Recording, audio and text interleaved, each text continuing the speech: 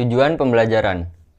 Setelah mempelajari bab ini, kita diharapkan mampu untuk yang pertama membahas kontribusi postmodernisme terhadap teori organisasi. Yang kedua, memahami daftar kekuatan dan kelemahan postmodernisme terkait dengan desain dan manajemen organisasi. Yang ketiga, memahami prinsip utama perspektif realis. Membahas kekuatan dan kelemahan perspektif realis bagi organisasi. Yang kelima, menjelaskan pengaruh teori kompleksitas terhadap pemahaman kita tentang organisasi. Yang keenam, menyatakan kelebihan dan kekurangan pendekatan kompleksitas pada organisasi. Ketujuh, mengapresiasi keterbatasan pendekatan rasional terhadap organisasi. Dan memahami bagaimana postmodernisme, realisme, dan kompleksitas memperluas ruang lingkup pada pilihan organisasi. Kritik terhadap teori organisasi. Pada bagian ini terdapat beberapa poin pengkritikan, yaitu kesatuan kepentingan. Kesatuan kepentingan yang dimaksud adalah mengabaikan perbedaan antara pekerja, manajer, dan latar belakang individu. Selanjutnya adalah faktor kontekstual. Faktor kontekstual yaitu meliputi lingkungan eksternal, ukuran, teknologi yang dianggap tidak relevan. Selanjutnya adalah teori kontingensi, asumsi bahwa manajer tidak berdaya dalam mengubah variabel situasional. Selanjutnya, peran budaya dan kekuasaan diabaikan dalam banyak teori meskipun sangat berpengaruh. Dan yang terakhir adalah keterbatasan resep sukses. Teori ini sering mengabaikan adanya pilihan alternatif dalam praktik organisasi yang tetap bertahan. Postmodernisasi merupakan gerakan filsafat yang awalnya berasal dari seni dan telah menjadi berpengaruh dalam ilmu sosial selama 30 tahun terakhir. Gerakan ini menolak rasionalitas dan objektivitas tradisional, serta berfokus pada bagaimana manusia membentuk realitas mereka sendiri. Bagi kaum postmodernis, realitas tidak tunggal, melainkan dibangun secara sosial dan terdapat banyak realitas yang berbeda sesuai dengan perspektif individu atau kelompok. Realisme merupakan doktrin filosofis yang percaya bahwa realitas dibangun secara sosial. Namun, berbeda dari postmodernis karena menolak gagasan tentang realitas jamak. Realisme menegaskan bahwa hanya ada satu realitas yang ada terlepas dari apakah manusia menyadarinya atau tidak. Dunia sosial dan alam dipandang sebagai kumpulan struktur kompleks yang mempengaruhi peristiwa dan perilaku manusia, meskipun kadang-kadang tidak disadari. Manusia dapat membentuk dunia mereka, tetapi kemampuan ini dibatasi oleh struktur dan konvensi nyata dalam masyarakat. Kompleksitas teori yang berasal dari ilmu pengetahuan alam dan kemudian diterapkan dalam ilmu sosial. Teori ini meneliti bagaimana keteraturan muncul dalam sistem non-linear yang dinamis. Dalam konteks organisasi, teori kompleksitas berpendapat bahwa organisasi yang sukses harus beroperasi di tepi kekacauan, di mana mereka berada di antara keteraturan dan kekacauan. Untuk mempertahankan posisi ini, diperlukan aturan-aturan yang sederhana yang membentuk keteraturan dalam organisasi. Baik, materi selanjutnya adalah perspektif postmodern. Pandangan postmodern menantang prinsip-prinsip modernisme yang telah lama dipegang, yang menekankan rasionalitas, logika, dan metode ilmiah.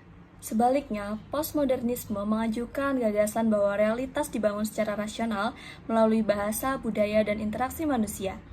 Postmodernisme mempertanyakan konsep realitas yang mutlak dan objektif, dan menyatakan bahwa terdapat banyak realitas yang terpecah-pecah tergantung pada perspektif berbagai pihak dalam organisasi. Perpindahan dari modernisme ke postmodernisme. Postmodernisme berlawanan dengan struktur modernis yang hierarkis, birokratis, dan rasional. Dengan struktur postmodern yang cair, fleksibel, dan terdesentralisasi. Transisi ini didorong oleh faktor-faktor seperti globalisasi, kemajuan teknologi, dan perubahan dalam tenaga kerja, yang menantang model Fordernisme dan Taylorisme tradisional mengenai produksi massal dan pembagian kerja yang ketat. Perbandingan antara organisasi modernis dan postmodernis.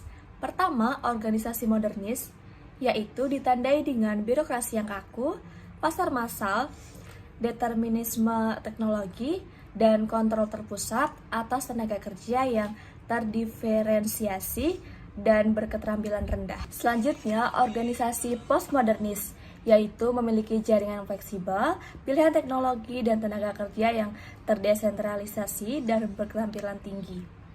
Organisasi-organisasi ini beradaptasi dengan lingkungan yang berubah melalui pengorganisasian diri dan menerima banyak interpretasi realitas, menghargai kreativitas dan adaptabilitas dibandingkan kontrol ketat dan hierarki. Selanjutnya adalah tantangan postmodernisme. Postmodernisme menolak ketergantungan modernisme pada suatu kebenaran atau realitas objektif, mengusulkan bahwa semua pengetahuan bersifat relatif dan dibangun oleh aktor sosial. Perspektif ini dapat menyebabkan organisasi menjadi lebih cair dan kompleks, tetapi juga memaksa para manajer untuk memikirkan kembali peran mereka dalam menjaga ketertiban dan juga kontrol yang berpotensi menciptakan lingkungan. Selanjutnya adalah modernisme dalam organisasi, merujuk pada struktur hierarkis dan mekanistik yang mendominasi selama lebih dari 100 tahun, berfokus pada rasionalitas dan kontrol. Postmodernis di sisi lain menolak pandangan absolut dan menganggap pengetahuan sebagai konstruksi sosial. Mendorong dekonstruksi untuk menggunakan asumsi dan membuka alternatif interpretasi. Postmodernis tidak percaya pada satu kebenaran dan menekankan refleksivitas diri.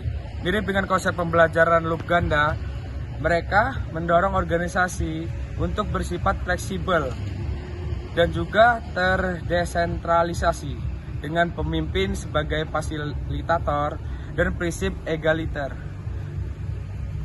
Teori postmodern juga menawarkan model kapitalisme yang lebih etis dan berkelanjutan, menekankan hak pekerja dan transparansi.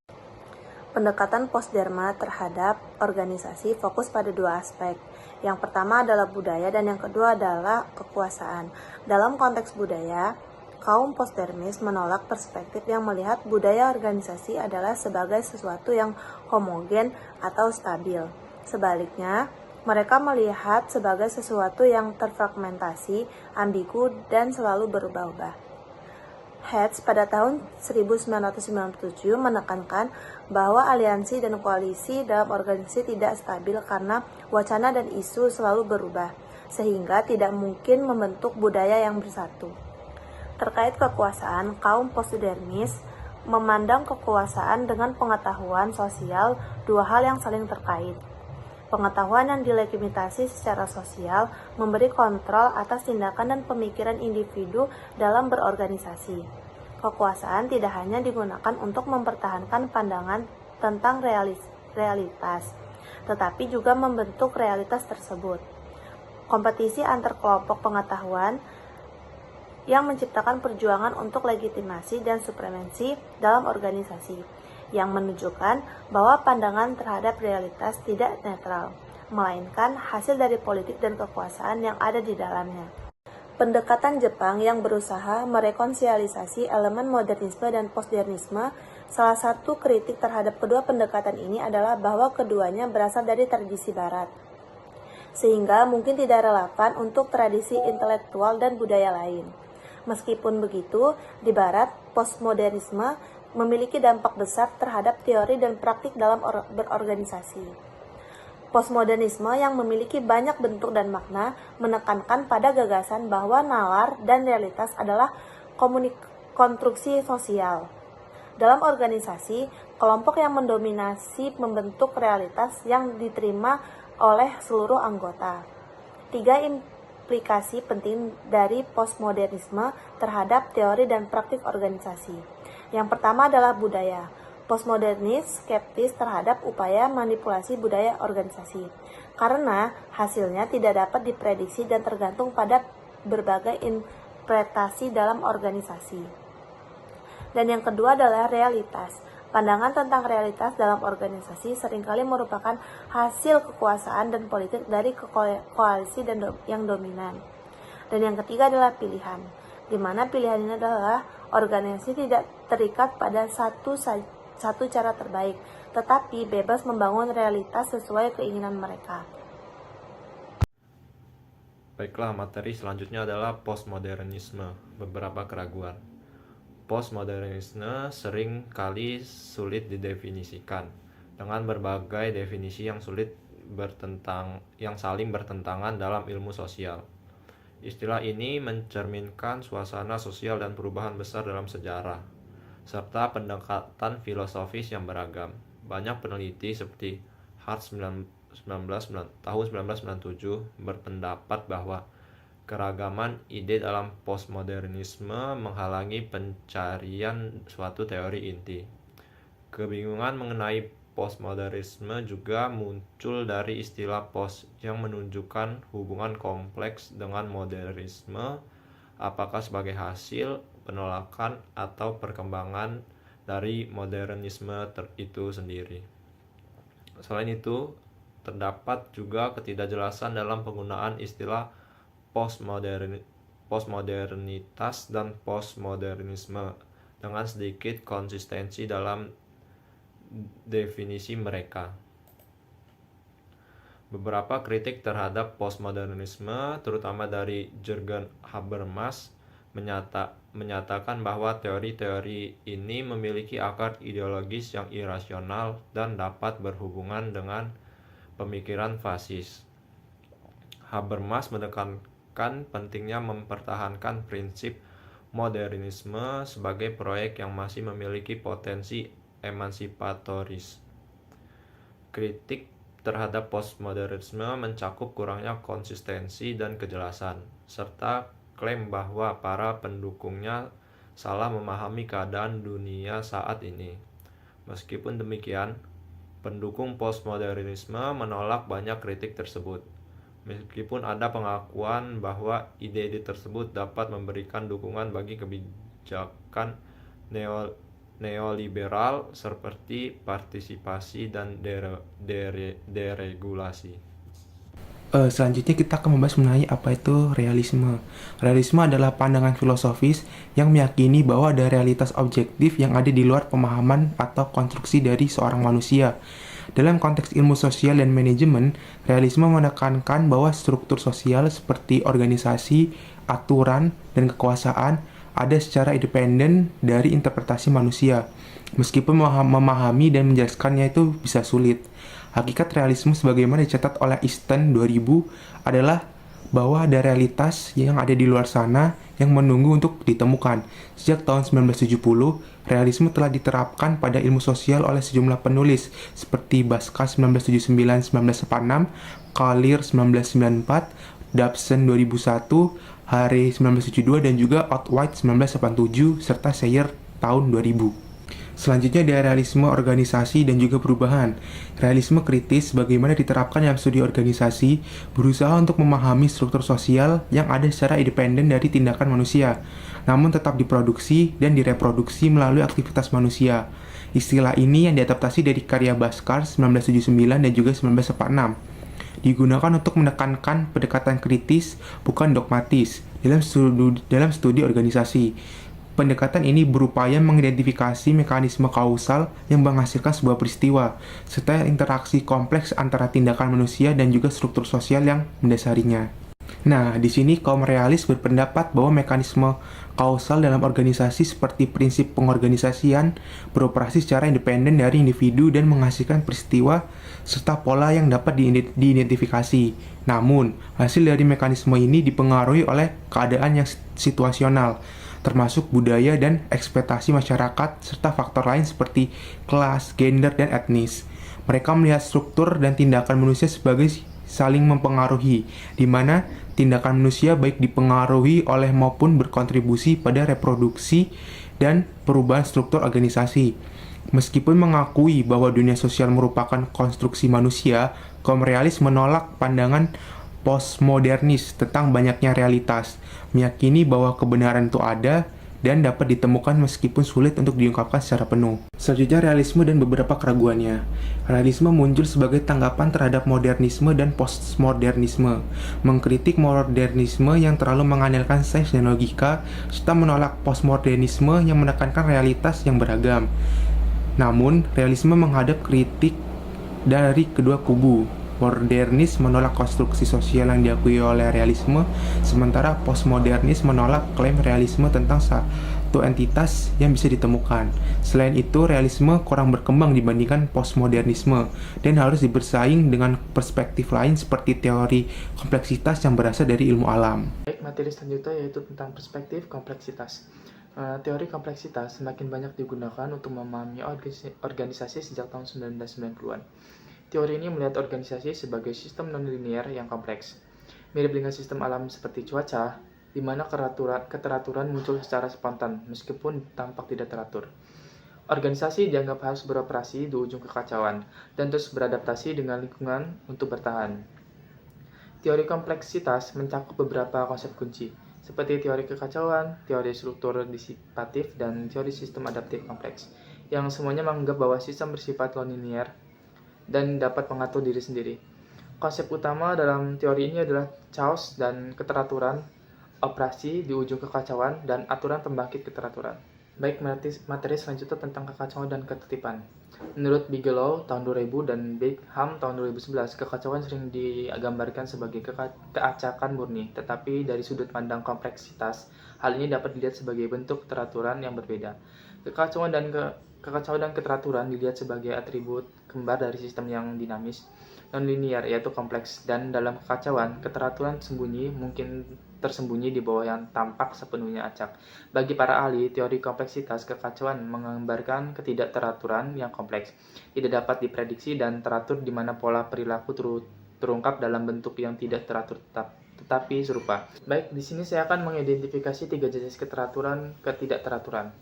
Pertama, yaitu keseimbangan stabil, yaitu sistem seperti itu dapat menjadi sangat stabil hingga mengeras dan mati. Yang kedua yaitu ketidakstabilan, yang mengeksplosif, yaitu sistem seperti itu dapat menjadi terlalu tidak stabil dan seperti halnya kanker menjadi tidak terkendali dan menghancurkan dirinya sendiri.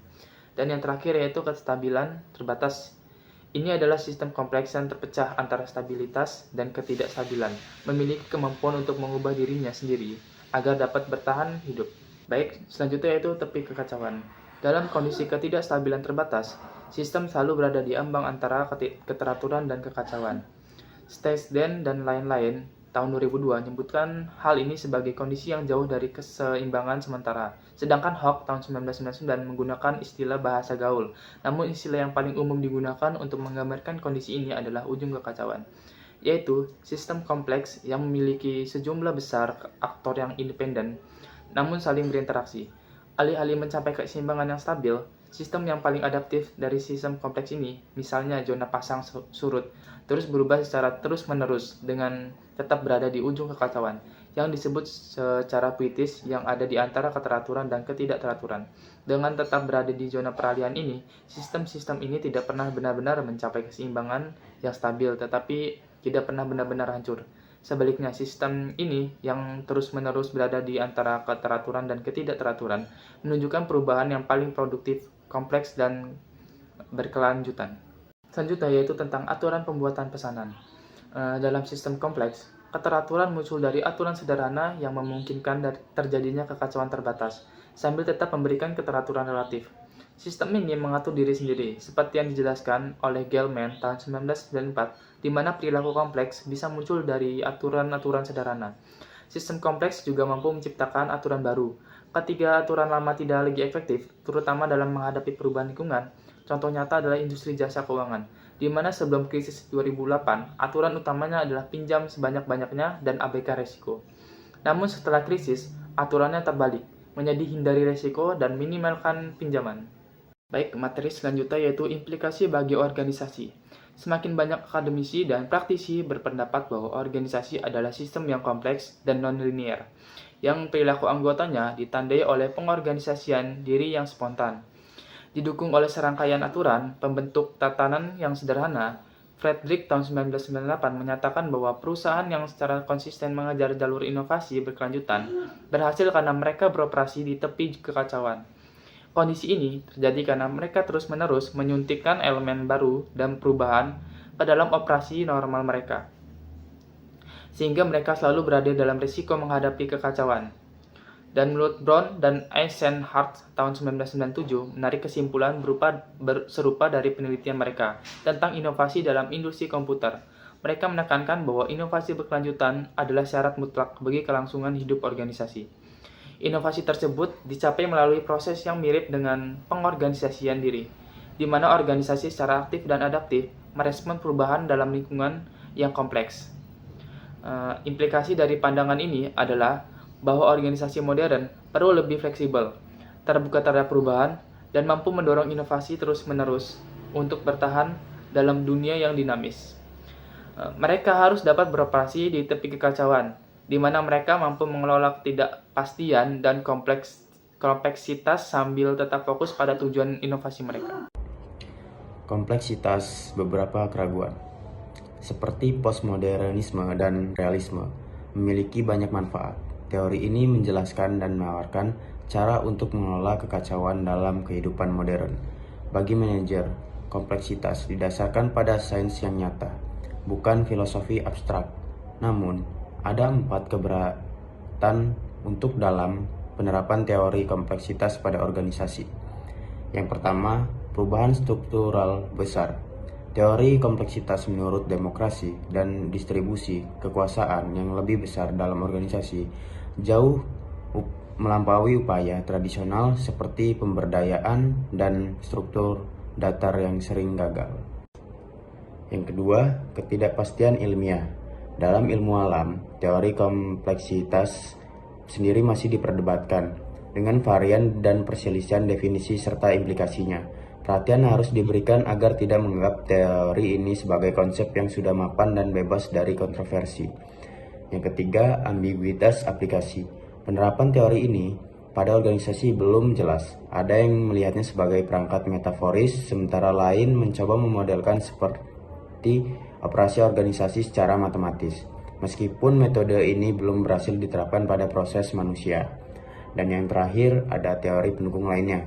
Kompleksitas tidak cukup untuk memahami organisasi secara keseluruhan.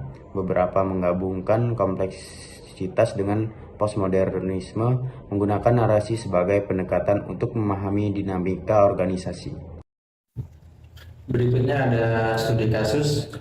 Pada awalnya, industri musik global didominasi oleh 5 label rekaman besar yang menguasai sekitar 80% pasar pada tahun 1990-an. Namun, munculnya internet mengubah landscape ini secara signifikan dengan musisi independen menggunakan media digital untuk menjangkau penggemar secara langsung pada tahun 2011. Kontribusi musisi independen terhadap penjualan musik global meningkat drastis menjadi sepertiga dari total penjualan. Di Korea Selatan, komunitas musik independen terdiri dari 2 elemen utama, penggemar musik dan label rekaman independen.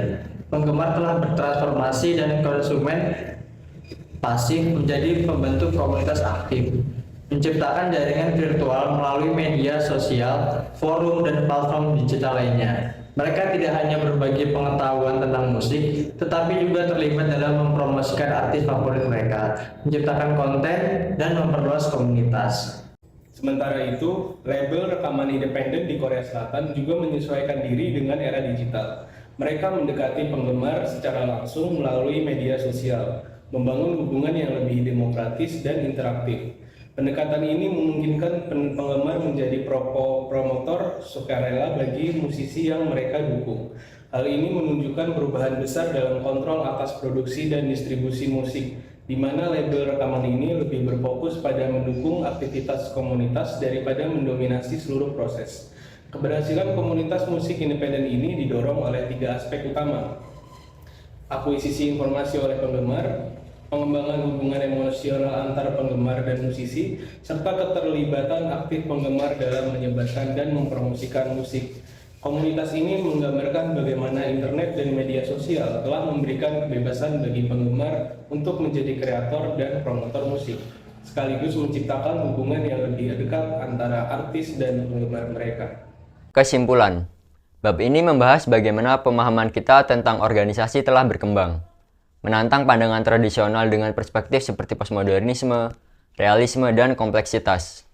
Postmodernisme menolak gagasan bahwa ada satu realitas objektif dan lebih menekankan bahwa organisasi dibangun secara sosial, di mana realitas mereka tergantung pada persepsi individu, bahasa, dan dinamika kekuasaan. Di sisi lain, realisme menyatakan bahwa meskipun organisasi dibentuk oleh tindakan manusia, mereka tetap beroperasi dalam struktur dan bantuan objektif tertentu yang memengaruhi perilaku dan hasil. Teori kompleksitas yang awalnya berasal dari ilmu pengetahuan alam menawarkan cara untuk memahami organisasi sebagai sistem dinamis dan non-linear. Sistem-sistem ini terus berubah dan beradaptasi, beroperasi di tepi kekacauan, di mana inovasi dan kemampuan beradaptasi menjadi kunci untuk bertahan hidup.